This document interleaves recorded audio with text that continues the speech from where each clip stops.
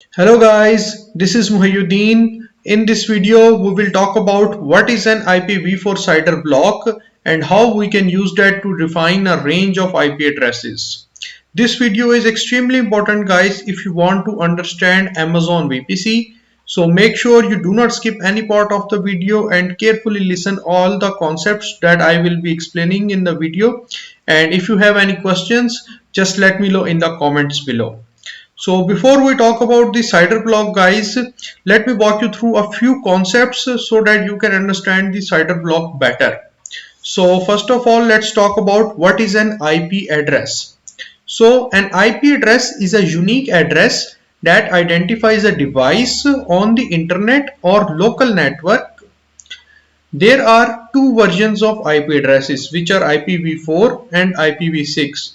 Now guys, on the internet we are currently using IPv4 and IPv6 is rarely used, so I will be only talking about the IPv4 version.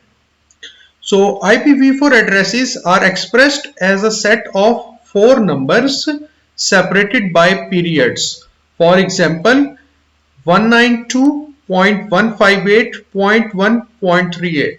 So here you can see guys, it is an example of an IPv4 address. So we have four numbers. 192 is a single number, 158 and then 1 and 38, and between each number there is a dot guys, and this dot is called period guys. So by the definition you can see a set of four numbers. So we have basically four numbers. One number is 192, the other one is 158, the other one is just 1, and the last one is 38, and between each number there is a dot. So that's how guys we define an IPv4 address. Now each number in the set can range from 0 to 25.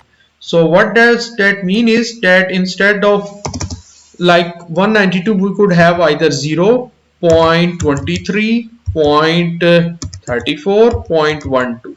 So basically all of these four numbers, okay, so they could be any number from 0 to 255. So we could have either here 255, 0.23, 0.34, 0.12.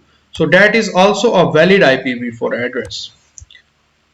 Okay guys, so now let's talk about the IP addresses types. So there are two major types of IP addresses. Number one is public IP address and the other one is the private IP address. So what is a public IP address?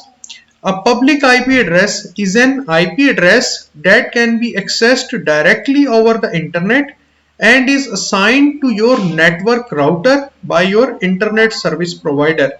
So basically guys, when you have an internet connection at your home, you are given a router, and anyone on the home with different mobile devices can connect to the same router. So the router has an public IP address, but all of your devices are connected to the router using a private IP address. So a basic example of that would be like using a public IP address to connect to the internet is like using a PO box for your mail rather than giving out your home address. It's a little bit safer but a lot more visible. Now let's talk about the private IP address.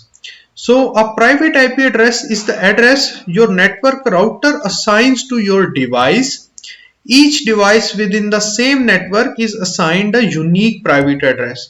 So as you can see guys, when you have a router, as I just explained earlier, that when you have a router and you have like 5 different devices at your home, so each device is given a separate private IP address by your router.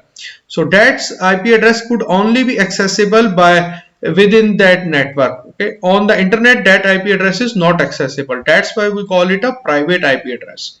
Sometimes we call it a private network address. This is how devices on the same internal network talk to each other.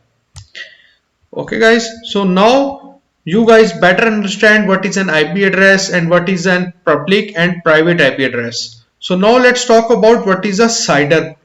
So guys, CIDR stands for Classless Interdomain Routing.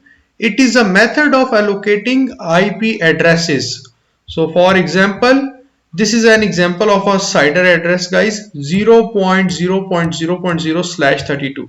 So as you know guys, now that anything before this forward slash, this is an IPv4 address, and including this forward slash and after this, when you put something like that, it combinedly becomes a CIDR block. So you could call it a CIDR and you could also call it a CIDR block. Okay.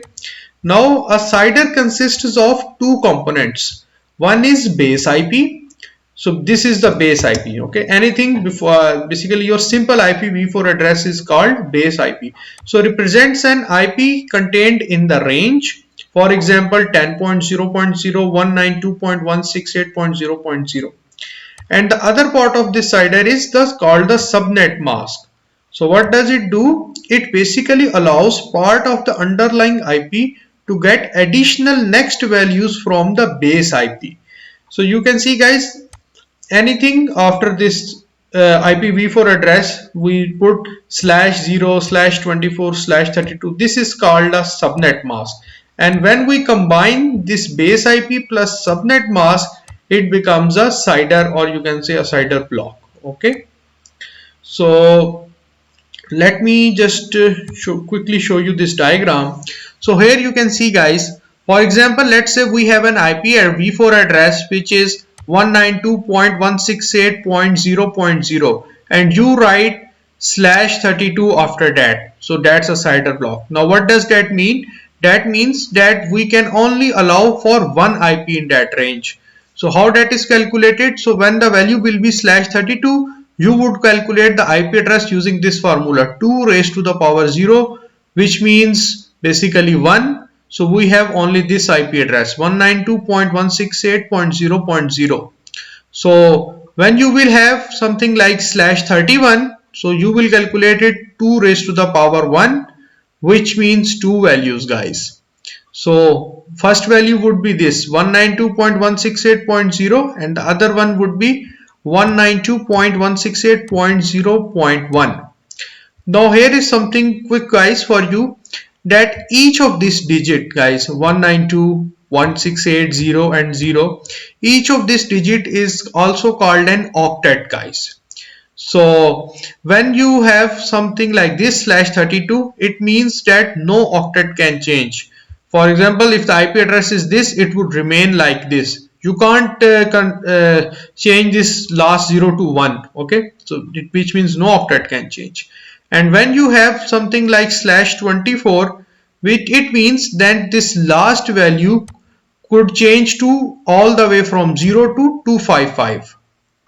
So let me just open this notepad and try to explain you better. So for example guys, we have an IP address CIDR block defined as 192.168.0.0 and I write here /31. So what does that mean? That would mean is 2 raised to the power 1. Okay, so what does that become if we have a calculator? Then it would the answer would be 2. Okay, so which means we can only have two IP addresses, 192.168.0.0 and the other IP address would be 192.168.0.1.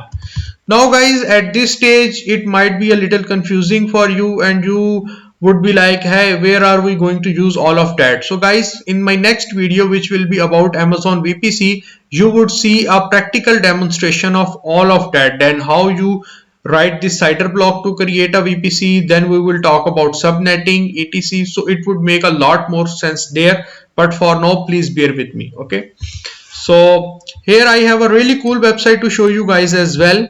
So here, if you can see, if I type an IP address like 192.168.0.0 and I define the subnet mask as /26 and I click on list addresses, so you can see guys, it says that if you have a subnet mask of /26, then the range would consist of 64 IP addresses.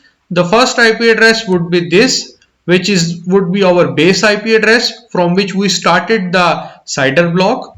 The next one, you can see guys, the next IP address, the last octet value changed from 0 to 1, then 2, 3, 4, and all the way here guys down to 63.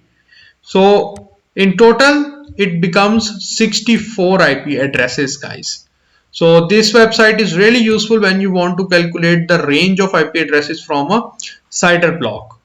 Now guys, you must be wondering that which base IP address we can use in the public IP and then in the private IP. So to answer your question guys, here is something for you. So IP addresses are not random. There is an organization guys which is called the Internet Assigned Numbers Authority, IANA, which established certain blocks of IPv4 addresses. Basically we are talking about the CIDR, IPv4 CIDR blocks for the use of private LAN and public internet addresses. So private IP addresses can only allow certain values guys. So the CIDR blocks could be 10.0.0.0/8. So this is the one CIDR block we can define in our private IP addresses. Then we could have 172.16.0.0/12, and then the third one would be 192.168.0.0/16. So that's how guys we define the private IP addresses range. So if you have a range like this 100.0.0.0/32, you can't have that range guys in your private IP addresses. Otherwise your network, all the computers in that network won't be able to access the internet at that, as that would be conflicting with the internet. Okay guys, so that's very important. Now one more important thing is guys that specifically when we talk about AWS, then the least IP address would be /32, the subnet mask, and the maximum IP addresses we can get is through /16, which becomes 65,000 something guys. So if I open that website again and I type this here 10.0.0.0, as you can see this range is allowed in the private IP addresses by the IANA authority. So I select here /16 and click on list addresses. So you can see guys the maximum IP CIDR v4 block range could be consist of 65,536 IPv4 addresses guys. So by now guys, I hope you understand what is an IPv4 IP address, what is an IPv4 CIDR block, and how we can use that to define a range, basically a range of IP addresses which we can use in our private or public internets. So our main concern is definitely the private addresses, which I have already told you, which are like this. This one guys. Okay, so when we will talk about the Amazon VPC, you will see guys that I will create the CIDR blocks within these three CIDR ranges. Anything else I won't create because that would conflict with the public IP addresses guys. So I hope guys that you like my video, and if you have any questions regarding the IPv4 CIDR block, please comment down below and I would be more than happy to answer your query. And I would also put the link of this website in the video description so that you guys can experiment with the IPv4 CIDR blocks and practice it really well. So in my next video about the Amazon VPC, I would try to further explain this guys, and I hope that after that video you would have absolutely no confusions left about the CIDR blocks, and you would also have a very clear understanding of the Amazon VPC and how that works, because Amazon VPC is a really important service of AWS guys, and if you do not know about that service, then you can't really get a job, and for complex client projects where they ask you to define a custom VPC, you would be helpless. So that's it for this video guys, and please like this video, comment if you have any questions, and subscribe to the channel, and I would see you in the next video guys. Till then, take care. Bye bye.